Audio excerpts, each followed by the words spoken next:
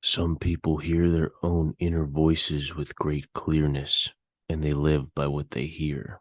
Such people become crazy, or they become legends. The ancient Greek philosophers said that the key to wisdom and the mastery of one's life starts with the knowledge of thyself.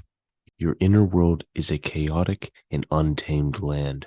Knowing thyself is much more difficult than we often credit it with being. We live in a plane of infinite possibility. Every choice we make, every door we open leads to another world of infinity. Securing personhood and forming an identity must be done intentionally. One can either take the reins of this process or let nature's forces corner them into a reality of its making. In Legends of the Fall, Tristan, as a young man, was living the life unobserved. He was carried by the winds of nature, and as often is the case when we give the reins to nature, it led to a destruction of Tristan's heart, and it drove him from himself and those he loved. One stab had this to say: I think it was the bear's voice he heard deep inside him, growling low in dark, secret places.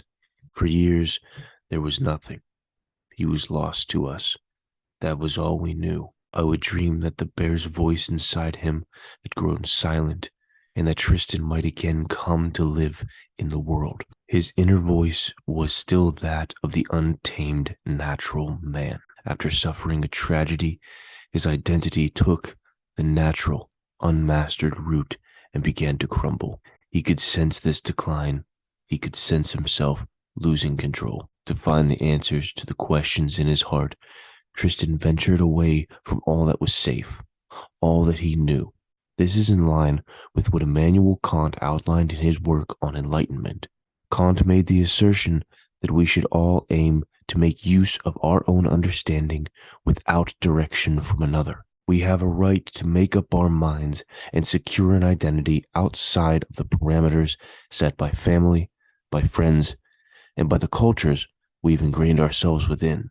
Tristan knew that staying in the relative comfort and in the predictability of his homestead was only going to breed more of the same. Some of you may be able to relate to that restless and stale feeling. So for years, Tristan roamed the other side of the world, and this time of adventure proved to be extremely healing.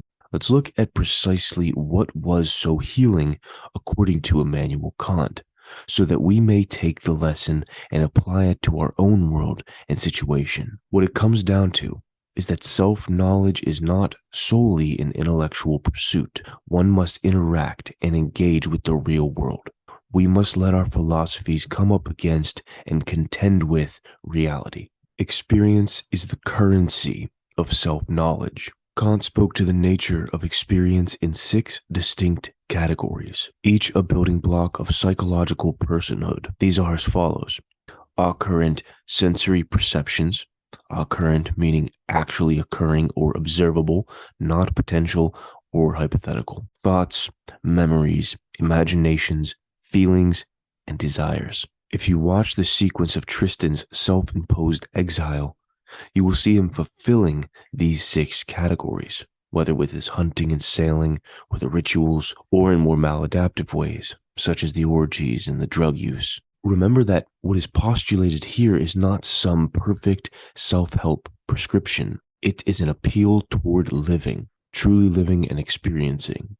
This can't be done without its mistakes and without its danger. But if we want to tame our inner worlds, if we want to gain the type of clarity of thought and security in identity that makes a man a legend, we must be willing to take the safety net away and start truly living. You think on that, boy?